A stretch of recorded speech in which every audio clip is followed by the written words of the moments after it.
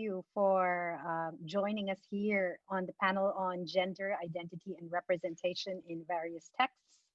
I'm Marby Villaceran of the Decolonial Studies program of the UP Center for Integrative and Development Studies, and I will be your moderator for today.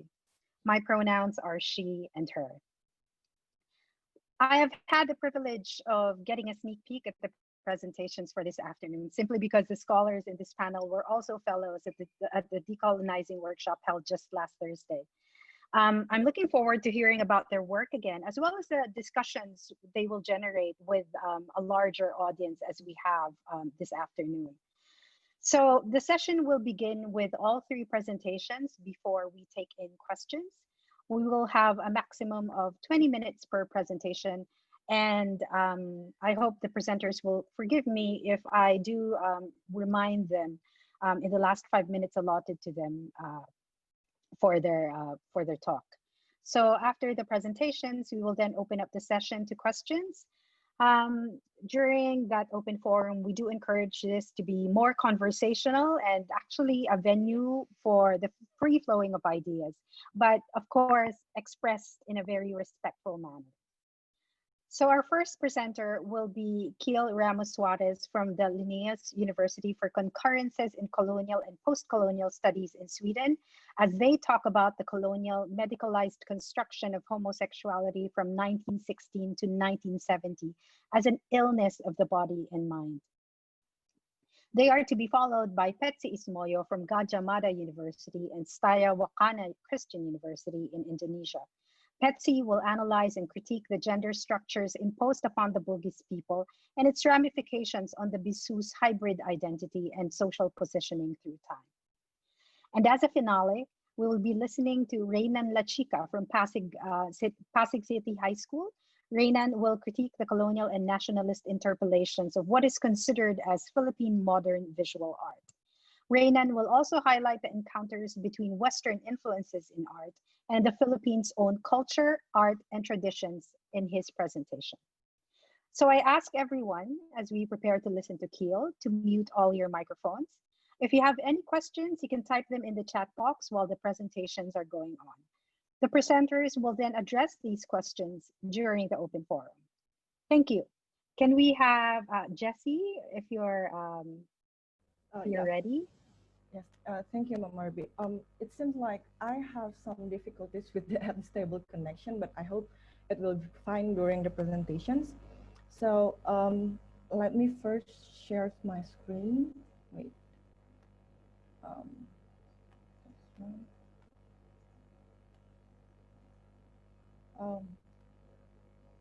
Marby, could you help me to share the presentations? Okay, would you like me to be the one to share? Yeah, okay. Yeah.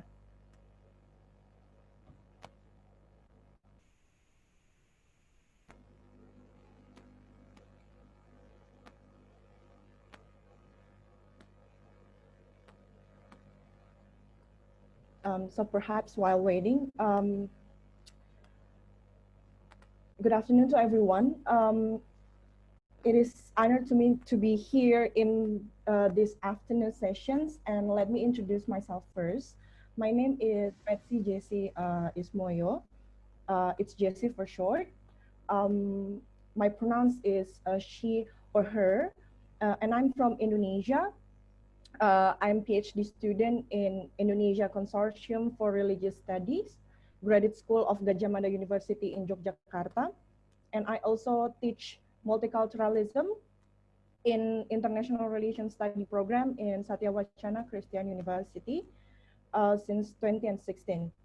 So today's presentation is actually my preliminary research, and I realized there's so many shortcomings in this paper, so I really appreciate if there are any feedbacks from the audience for this writing. Next, please.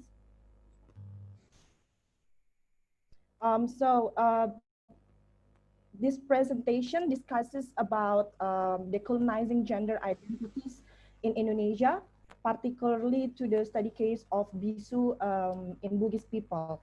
And my aim is to show gender pluralism in Indonesia culture, mainly in Bugis culture. And I start with the argument that um, the existence of gender binarism is actually closely related with religion and colonialism.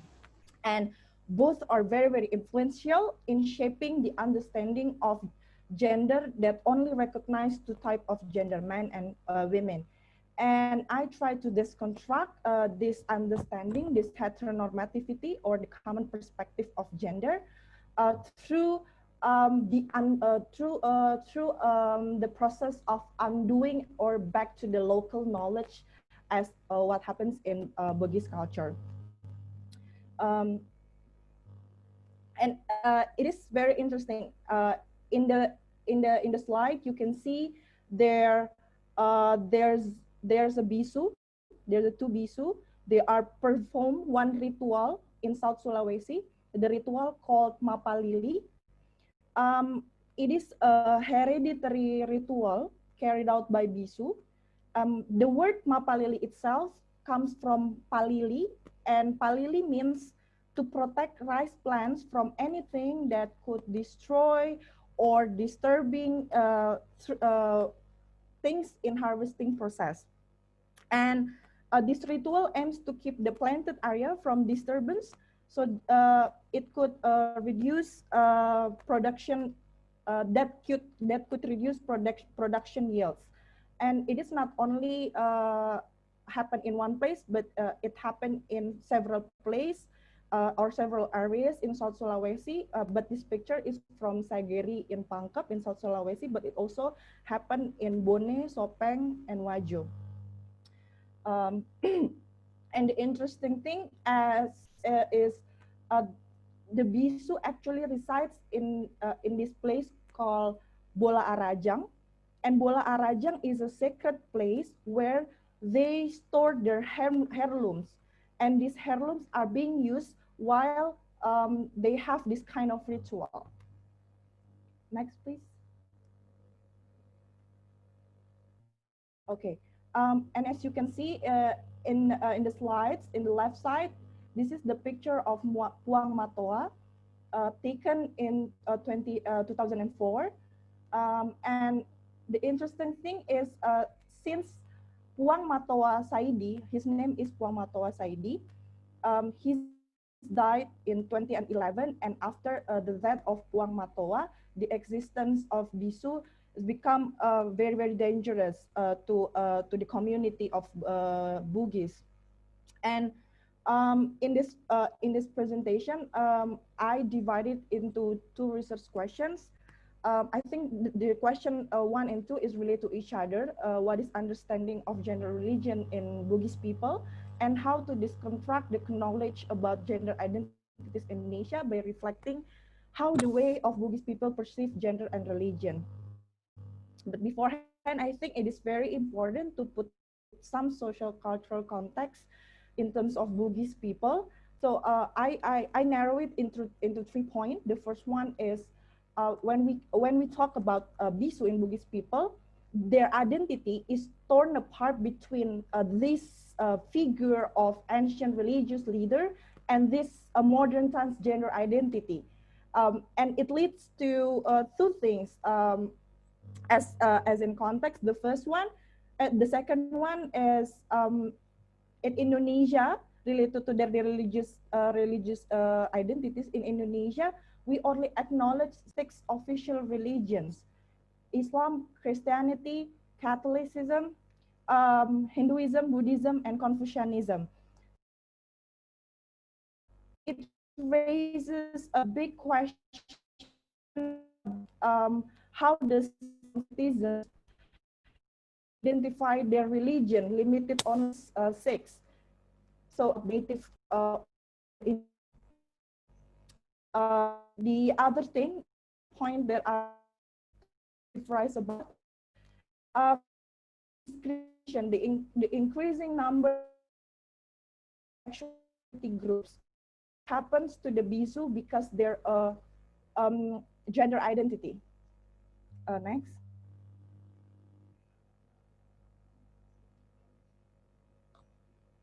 This is the map of the Bissu. As you can see, there's a island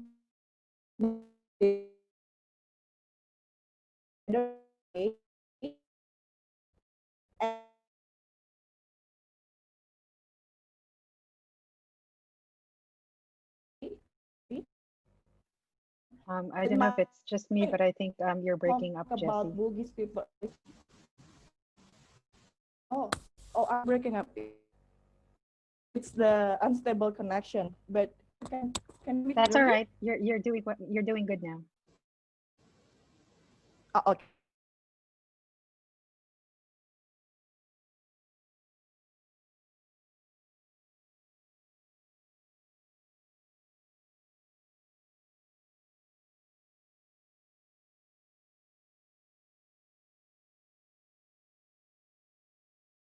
Okay, sorry. So, hello, Mama Ruby, can you hear me clearly now? Yeah, yeah, better. Um, mm, in my paper, I use a postal approach. We can I can get by gender in Bugis.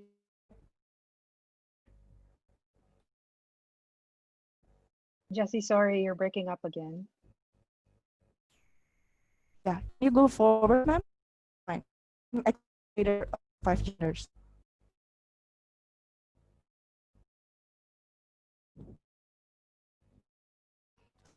I think it's important of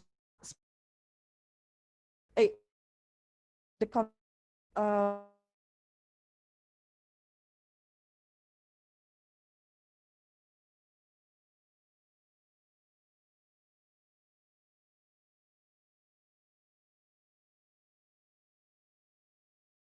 Jesse, are you still there?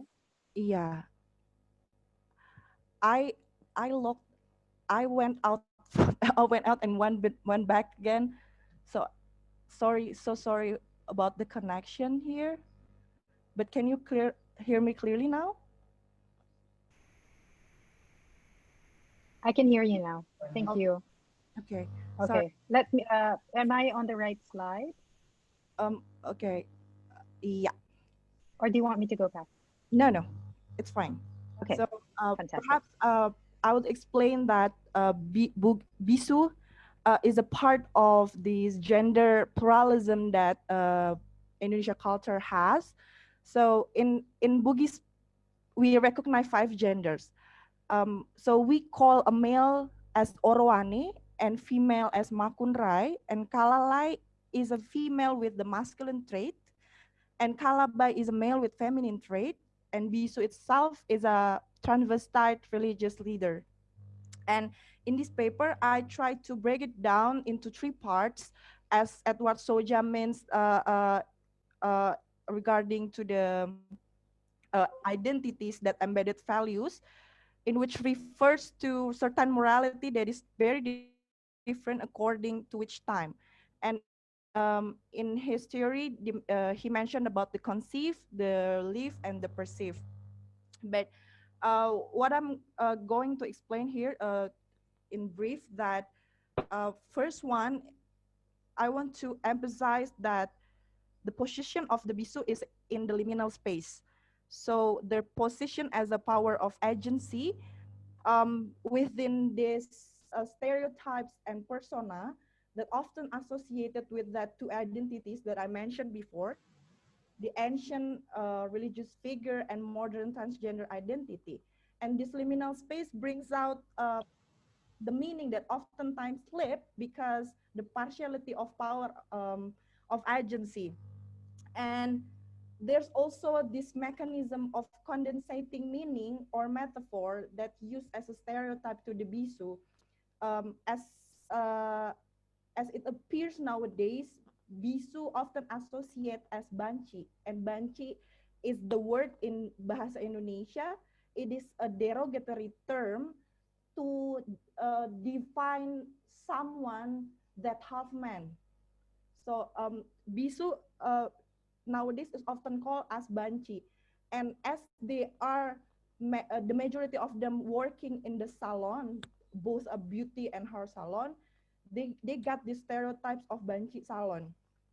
And the next thing is this identity, this ancient religious figure identity, also experience a displacement, because they are in the colonizer traces that I will explain later. They are associated with the with deviant. So they were being called deviant regarding to their both regarding to their religious identities. So can you go to the next place?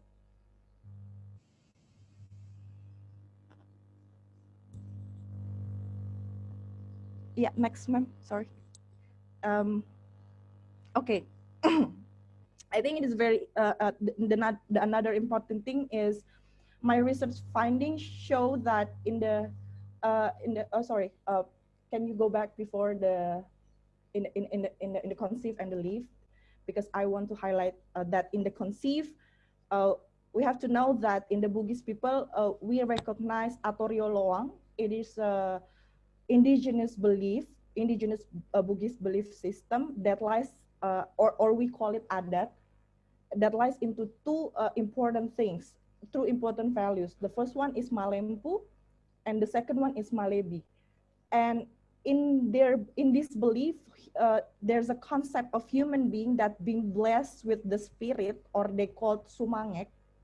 And I think it is very important that the sumangek um, is is is what factor that bonding and binding the community, because it works like a glue of the society, because they put it at the pesa babua, and this pesa babua, it's like the value that has some meaning with empathy or the compassionate feeling. And in the leaf in the part of leaf of the Bissu, I want to stress the importance position of the Bissu that cannot be separated from the myth and the history of Bugis people. Um, Bissu is like perantara, or the medium of heaven and earth, and I think it is what is important is this in between position give rise to their spirituality within. And the word Bissu itself, you can see in the slide, comes from the word besi, which means clean. So they are clean because they are not menstruating and they are not breastfeeding, and it is actually the condition right now. It's very threatening, because nowadays in just last year, the data showed there's only 5 Bissu left, and it is the part of the challenge, because I think this happens because there's so much distortion in their identity that affects their existence. Could you go to the next slide, please, ma'am? Yeah. So in the perceive of Bissu, I think I would explain into two main points. The first one is the colonizer's trace. As you can see in the Anto de Paiva letter, I want to show that how this missionary expressed his disgust towards the Bissu regarding their homosexuality practice. In the left in the right column, you can see it was the letter of Antonio de Paiva in I think it is in 15 and 40s in 16th century. And the second point of colonizer trace, could you go next, ma'am? It is from James Brooke. Ma'am, can you go next, please? Yeah. Okay, let me just go forward. in explaining the colonizer's trace. So in the James Brooke notes, it also show the same think about the the same thing that Antonio de Paiva expressed about the Bissu and Bugis people, and it shows that how Christianity came to South Sulawesi and judged the local values as deviant. I think it is very important, besides of the colonizer traces, it is the existence or the traces of Islam. As we know that nowadays, Islam is the majority in Bugis people, and the journey of Islamization itself starts since 17th century. And what interesting is Islamization was a top-down trait from kingdom to people, and as you can read in the slides, it happened since the King Talo VI and Rahagoa 11th. And just after Rahagoa 11 converted to Islam and changed his name to Sultan Awaluddin, after 2 years, all the people in Goa and Talo embraced Islam. And a next point of the Islamization, I think it's very important to speak about operasi Tobat.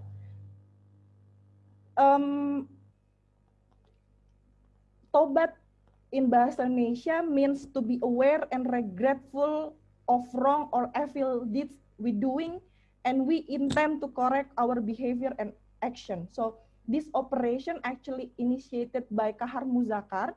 Kahar Muzakar was the head of Islamic State, Islamic Armed Force of Indonesia. And in 1966, they are targeting Bissu community as they perceive this community as deviant and not according to Islamic teaching. And they loathe their practice of homosexuality because it considered heretical. And the same thing also happened in 1965, in the 1965 during the New Order. But Bissu associated with this kind of atheism, and it is not Jessie, 5 minutes left. Okay, it is not according to nationalism or nationalists of Indonesia, and I think it leads to the end of my presentation. What happened after the shattered identity of the Bissu and the Bugis people? The first one is community no longer saw Bissu as a holy person. And the second one, there's a fading value of Maladi and Malempu. And the third one is there is syncretism and hybridity of the Bissu itself. And I think I want to highlight the shifting of gender pluralism to gender binarism that can be looked in the tracer of colonizers. And this affects gender cosmology with a new masculine gender that found in Islam and Christianity. And it caused the ritual on transvestism to be absurd. And more than that, I think there's a shift of power in society.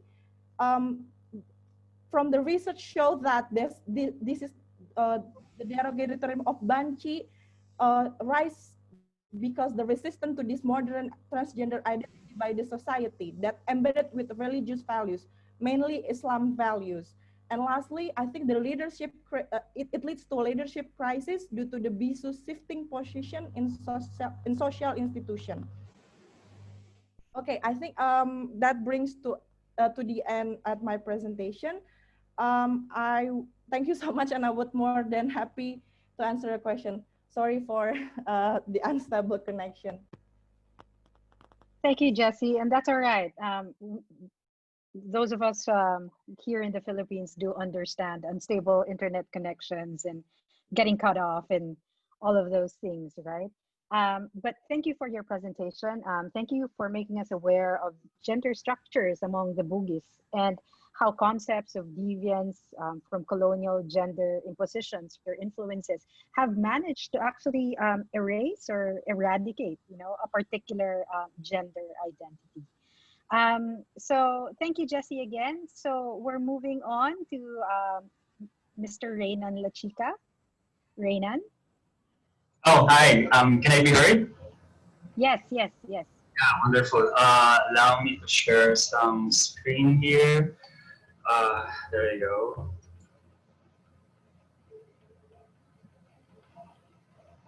Oh. Here. Hang on. There you are. Oh.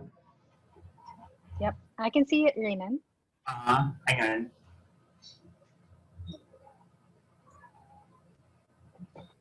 Okay.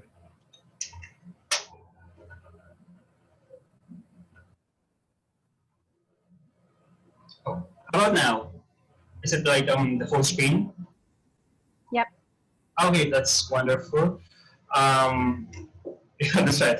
I'm gonna talk about a little about art and art history. I'm not an artist, a little caveat, and this is the field of my expertise, but this is the field of my great interests. And just in case if my signal becomes crappy, please call me out, you know. And that's right. So let's start. All right, so let's start with these pictures. We see different pictures here, and we see different paintings, obviously depicting a common subject, a woman carrying a basin upon her head or whatever that is. Okay, let's see another one. On these pictures, we have musicians, we have guitarists, and guitarists, right? Done by different artists, just like the first slide, done by different artists and done in different styles. And if you are curious, the first picture on the left is actually made by Hernando R, and the same thing with the guitarist with the child is done by Hernando R, and the rest are other artists we're going to see a little bit more. Even before the World War II and more so after the war, people were not quite sure how to react or to receive the other paintings aside from Hernando R. When they were shown, or when these paintings were shown to the public in exhibition or in the galleries, they were actually baffled and confused. They did not understand it. So they asked the question, how did this happen? Because obviously there was some sort of an evolution happening here. Other asked question, why did this happen? And although these questions are valid, they are not the most important questions needed to be asked. Many researchers will answer these questions of how and why, but the question they thought unimportant, and actually is very important, is the one that is very simple. What is it? And today, allow me to answer that simple question of what is it. So I'm Raynon Luchika, and allow me to present my study entitled Palit-Paete. I realized there's a little typographical error on the program. I only saw it yesterday. So it's Palit-Paete, a study on the creation of Philippine Modern Visual Art through the selected post-war artworks of Hernando R, Vicente S, and Arturo R, 1947 to 1949. And just in case we have non-Filipino audience, palit means change. So the title means like change palette or changing palette. Next slide. Let's see more paintings. These paintings are considered modern at the time when they came out. The Sketch, 1928, Flower Vendor, 1952, Kahi, and Political Cancer.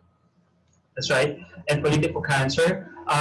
They were accomplished using modernistic style and learned by Filipino artists from Europe or if not America. When these modern paintings and a lot of other more were shown to the public, people were, like I said earlier, they were confused, they were baffled, some were really, really angry about it because people did not understand what they were looking at, what these pictures actually mean.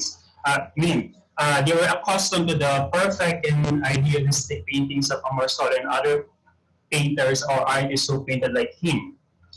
That's why they first asked the question, is it art? That's how serious the situation was. They asked if it's art. When later they realized that they can pass as art, the next question they asked is it art? Meaning if those paintings can be considered Filipino. The artists were aware that the questions were embedded on the discourse of nationalism. They're very much aware of that. You see, those paintings I've shown were produced on the period of Philippine history when the country is struggling and trying its very best to free itself from the class of colonialism, real or imagined.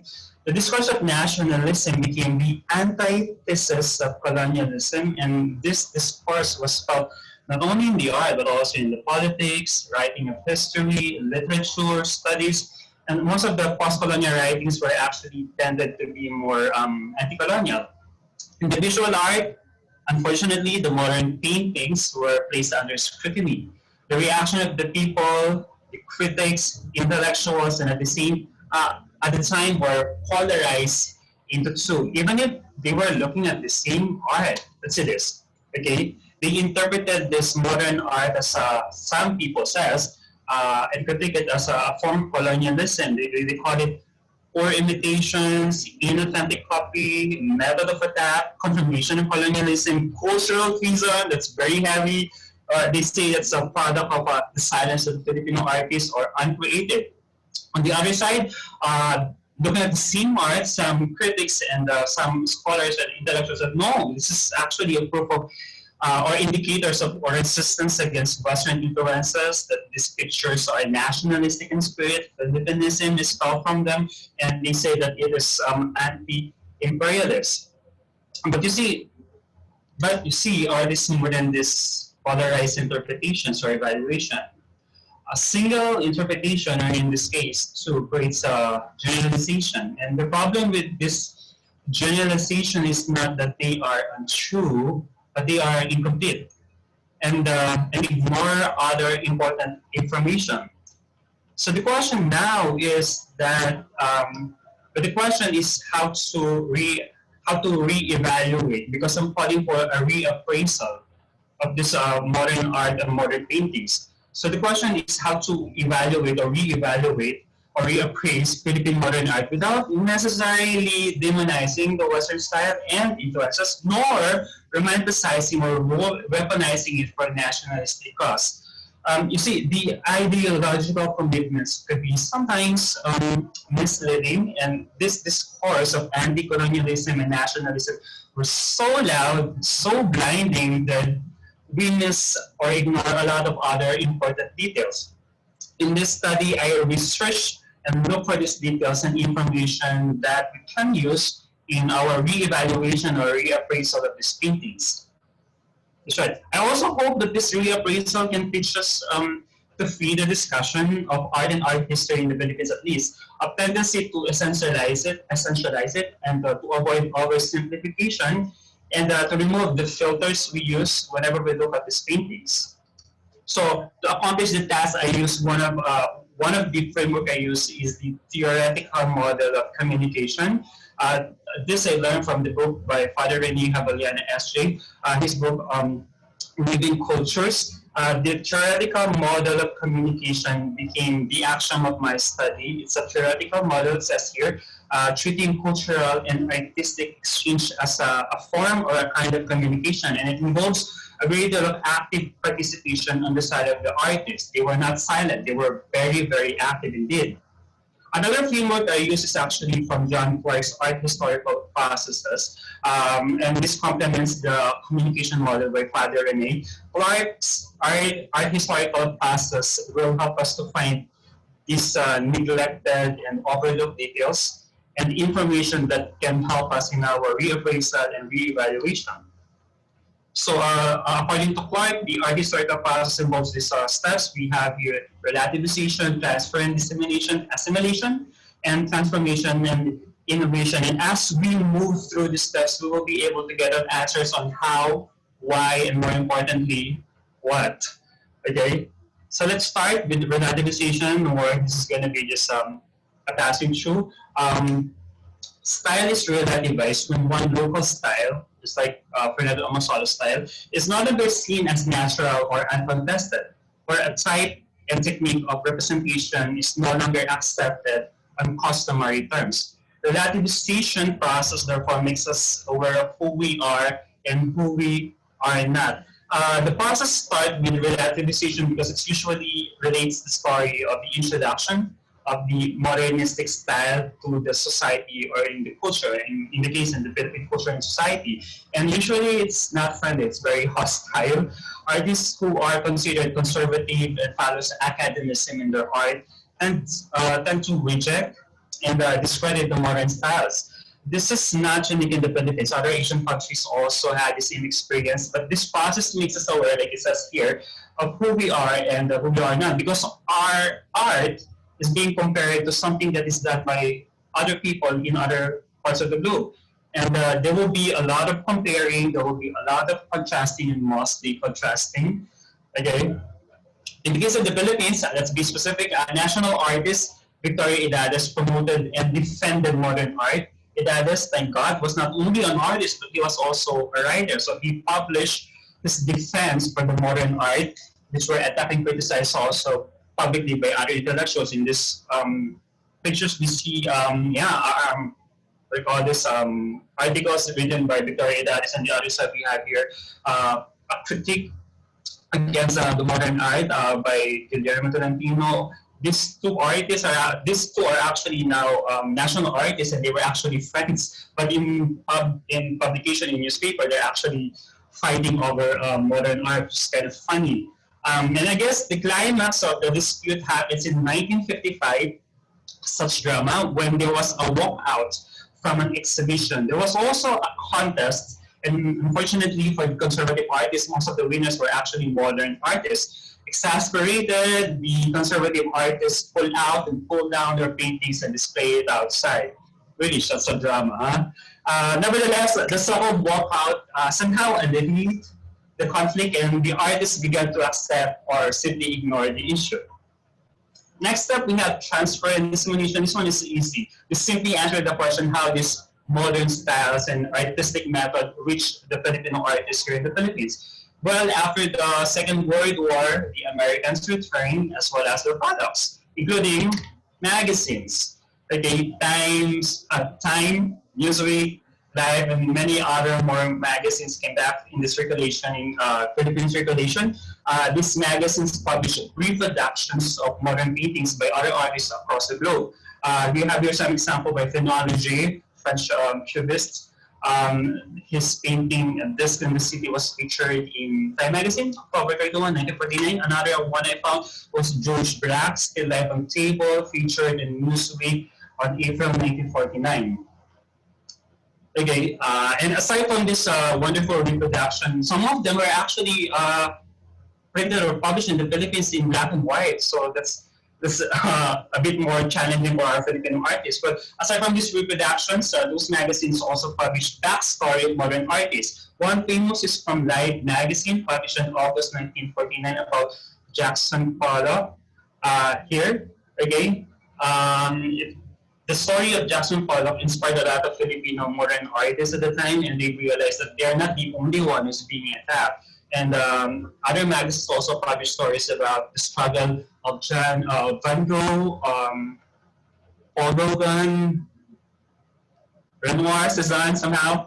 Okay, and it inspires them that what they're struggling in the country, in the Philippines, is the same thing that happened to other countries. So it gives them more vigor and strength. Now, aside from this magazine and scholarships, okay, scholarships and funded studies abroad were also offered to Filipino artists, and boy oh boy, aside from Salà, Arturo R and Hernando R, a lot of other modern artists actually left the country and studied. And we have here, you don't need to read everything here. We have here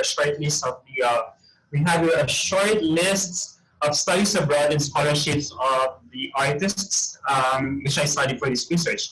Notice at the bottom that Hernando R did not study abroad because personal reasons.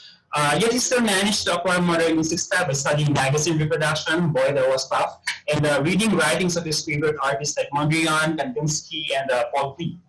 At this point, we will realize how John Clarke's art historical process is different from the critiques of Orientalism, and somehow we will see the brilliance of the communication theory that we are using.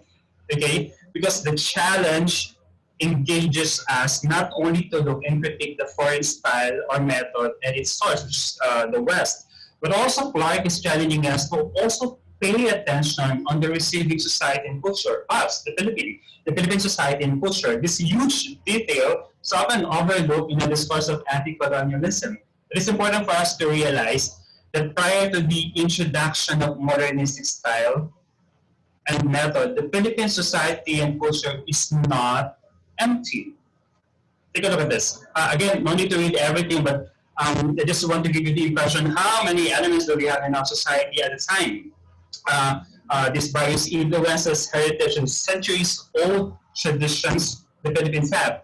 Critics of modern art says that it will destroy our artistic culture, and that assumption couldn't be more wrong. However, whoever thinks that all of this will be destroyed or eradicated just because the element of modernity will be added is gravely wrong. Modernity will be just another element to be added in this hodgepodge of culture that we have here in the Philippines. Next up, assimilation. In assimilation is the task of the artist. It focuses on the artist, and this is again another information often neglected in the discourse of nationalism and anti-colonialism. Assimilation task of the artist to translate a foreign artistic style to fit into the context and setting of this same art in society and culture. This is usually a skillful accommodation embodied primarily by the artists, of course, who will else do that except for the artists themselves. Now, it is the task of the artist to translate them, and also assimilation highlights another already information, like I said earlier, and that is the role, the undeniably important role of the artist. Okay, what gets to be translated, transferred, assimilated, and assimilated is always subject to a process of selection. Obviously, we don't receive everything, and artists and such Sorry, decision. Raynon, 5 minutes left. Thank you. Okay, and this selection is actually in the hands of the artist. And it is wrong to assume that Filipino artists simply absorb everything they encounter as far as the modern art is concerned. And artists are intellectuals, and who think just like anyone else. Okay, and who, let's see that, okay, cool. That's why it's important that we look at the artistic career and artistic process of this artists, and I did that by relying on interview materials they had before, published books about them, and documents I found. Okay, so we have here a summary of those of my the result of my study. Hernando R, influenced by Bauhaus art movement, Oakley, Kandinsky, Mondrian, and he is mostly influenced by the colored years of Joseph. Others. Here are some examples of his work, showing what he learned from modernistic styles. Hot and cold, very nice. We have here Vicente Salà, who obviously got a lot from Picasso, Cubism style. He was under the tutelage of Fernand when he went to France, and he developed his own style, which is inspiring Cubism. Here are some examples of his paintings. You see definitely that that's apparent Cubism in the cellist. Mother and Child, very nice. And we have our Bayanihan. And finally, we have Arturo R, who got influence from Stella's linear English reading, Steinberg's, and Rufino Tamayo's color scheme, and the linear paintings from all three. We have here some example. He reduced everything into lines, geometry, and color sometimes. Okay, carnival forms, musicians. Okay, and how these artists interpreted and transformed and assimilated modern styles in their artwork was revealed through their artistic process. That's why it is very, very important. And finally, we have the last two steps: transformation and innovation. Transformation and innovation determines of how they change what they learned, modernistic style, and how they use it as a vehicle of painting local themes or local subjects. And I use a process of Pictorial Analysis as proposed by Alice Guillermo, basic semiotic plane. There's 4 of them, but the most important is actually the evaluated plane, wherein the value we're looking for is if the painting is the evidential of transformation and innovation. So we have here, these are the paintings I studied for this, which is from Hernando Campo, Grave Diggers, nice one, Calvary, Starry Manok, Fiesta, this is actually a bit larger, and one of my favorites, Starward. And here are the result. Again, just direct your attention to the last column, evaluated plane, and that's the result. Innovation for Grave Diggers, Calvaries, also evidential of Grave Diggers, Sarimano, both innovation transformation, Fiesta, both of them, and Starward transformation. I did the same thing for Manansala. Here are the paintings I studied. I Believe in Good, Madonna of the Slums, very nice. Jeepneys, I think a lot of people have seen this. Devana, one of my favorite, and Pink Carabao. Again, here's the result. Again, focus your attention on the last column, that evaluate the plane, and that's the result. And finally, we have the last artist from Arturo R's Madonna. Wow. Barong Barong. Bagong Taon, this one is very famous. Candle vendors, yes. And procession. Nice one. Here are the results. And evaluate the plane. Please look on that direction and that part. And out of 15 paintings, 13 paintings shows innovation. 9 is evident transformation. That's a result. 8 paintings exhibited both innovation and transformation. And 6 paintings possess either just innovation or transformation. That's the prop. And therefore, with this result, what appears to be poor imitation or cultural treason or inauthentic copy is actually not evidence of colonialism, but evidence of transformation. And on the other hand, what appears to be proof or indicators of resistance against the West is actually not necessarily nationalism, but proof of innovation.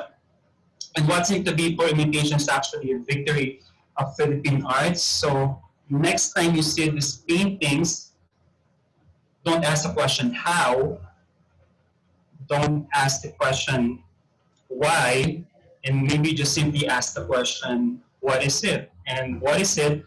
It is art. Thank you very much.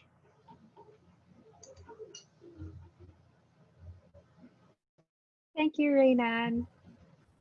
Yes, well, I think your presentation is a good way to highlight how cultural flows are not necessarily, just a one-way street, and that culture and the valuation actually of cultural symbols aren't fixed, right? Okay, so thank you all three